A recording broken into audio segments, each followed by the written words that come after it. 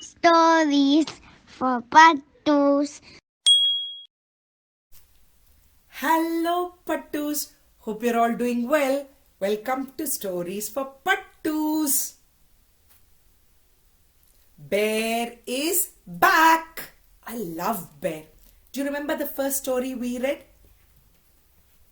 The cranky bear. Do you remember why he was cranky? The second book we read, he was the itchy bear. Do you know why he became itchy? Do you remember? I wonder what he's going to do today.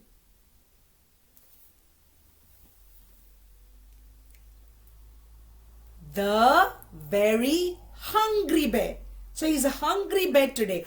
But Pattu, who's this? This is our bear, the brown bear. There's a white bear. A polar bear? What's he doing? Our bear's got a fork. He's got all the fish. I wonder if he's going to share the fish with our bear. I wonder if our bear is going to find a lot of food and not be hungry anymore. So the title of this book is The Very Hungry Bear, and you know that the author and the illustrator of our bear books is Nick Bland. So let's go inside and have a look at what our bear is going to do. Oh, I don't like this because our bear is in a grumpy mood. He hadn't eaten any food and he couldn't catch a single fish to cook. He'd been hungry since the break of day and every fish had got away. But even I get grumpy sometimes when I don't eat. That's why when mom and dad give you food, make sure you eat, because when your tummy is empty, you get a bit grumpy. You may not realize it, but make sure you keep eating healthy food and drinking a lot of water. Poor bear. Now suddenly something huge was in his hook. Yank! He cranked the handle round and round, and he yanked the line and wound and wound. He flicked it here and waved it over there. A hungry bear is very strong, so it didn't take him very long to discover that he'd caught something. I'm sure he caught a fish. Yeah? So look. So the pictures tell us how he used his fishing line to catch the fish. Pattu, I think he caught his fish. Now he'll be okay. He won't be grumpy anymore.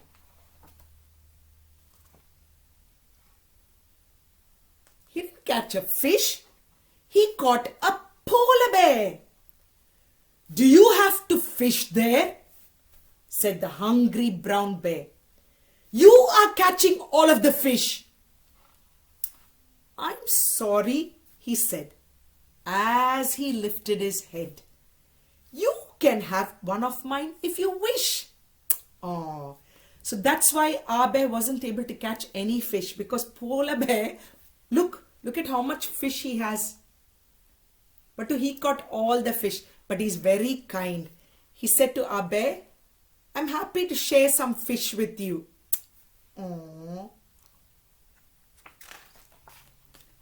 Then he added with a smile, you can have the whole pile if you'll just find me somewhere to stay.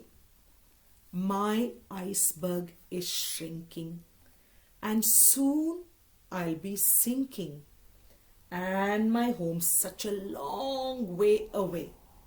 Oh, look. So polar bear says, he said, like, you can have all the fish, just find me a place to stay, because the iceberg where he lives, in a very, very cold place, all the ice is shrinking. That means, where will he live? Pattu? Poor thing. So he asked bear to find him a house. That's sad about his home, right? Now, a fish to a bear is like a chocolate eclair. It's incredibly hard to resist.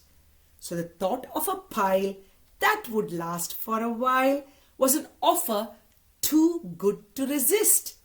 So, Bear was very happy that Polar Bear gave him all the fish because he thought, I don't have to go fishing for some time. I've got a lot of food. So he said, come with me. I'll help you find a house. So there's our Polar Bear, and look, he's got his iceberg. And there's our bear. He's happy he got all his fish, and they're going to find a place for Polar Bear to stay. Do you like chocolates? Apparently Bear loves all the fish like how we like chocolates. With a splosh and a splish and an armful of fish, Bear led the way through the trees. My cave is over there, and I'm happy to share. You can stay for as long as you please. How kind of our Bear. Do you remember? We saw the cave in the very Cranky Bear book. So our bear says, come, you can come and live with me. Sharing is caring. How nice. Can we all say, aww?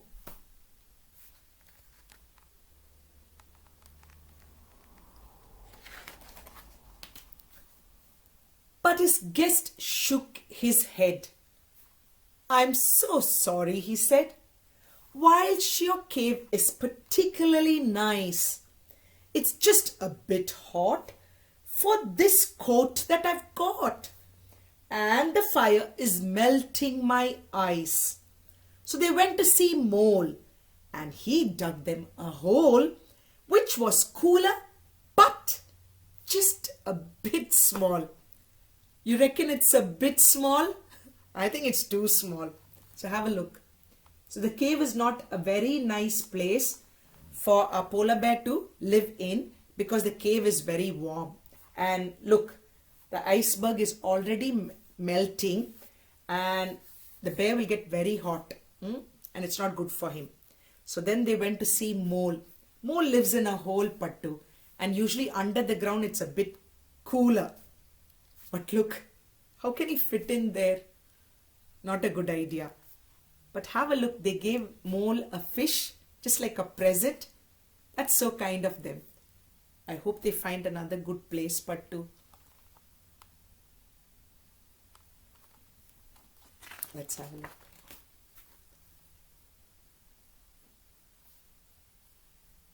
Good idea. And they visited Croc on his cool river rock.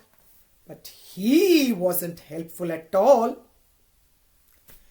Perhaps this is best, said the bear from a nest. But I think I'm going to sneeze. Then he squinted his eyes and he said with surprise, ah, ah, ah. So look, so they went to see Crocodile to ask if Bear could stay there. Not a good idea. What does Crocodile like to do? He likes to snap everyone. So look, they had to drop some fish to him to get away. And then they decided to find a nest. A nest for polar bear, not a good idea. First of all, it's small. He's going to break the branch. But look, they gave the bird a fish as well. And look, bear's going to sneeze. Because, let's start from here. Then he squinted his eyes and he said with surprise, achoo!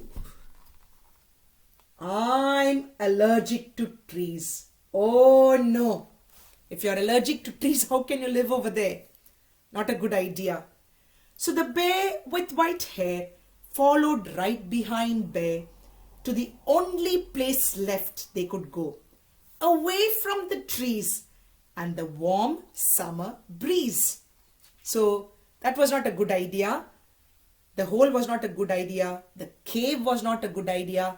The rock bed was Not a good idea. The tree was not a good idea. Let's see where they go now. Yes, good idea. All the way up to the snow. They built him a home with an icy white dome. Pattu, what is this special home that you build with ice called, with snow? What do you call it? Igloo. So they built an igloo, and I think that's the best place for bear to stay because the snow keeps him happy and cold, the right temperature for him. There.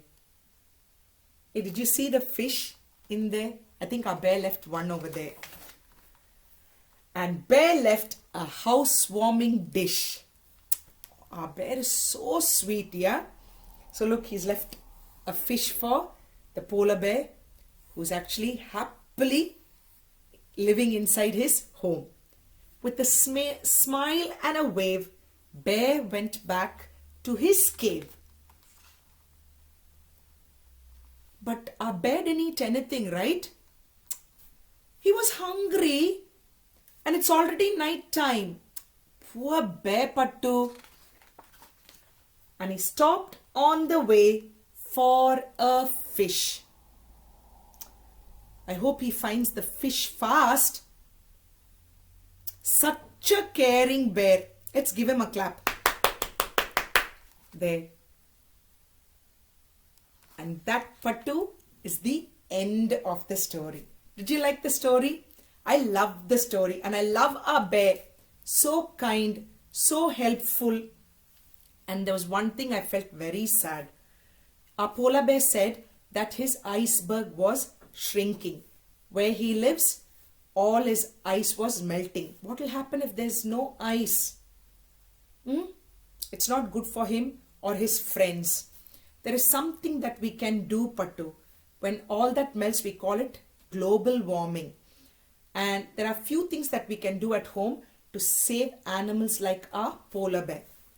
If you're not in a room, why do you need to put the lights on in that room? Switch it off. If you're not watching TV, why should it be on? Switch it off.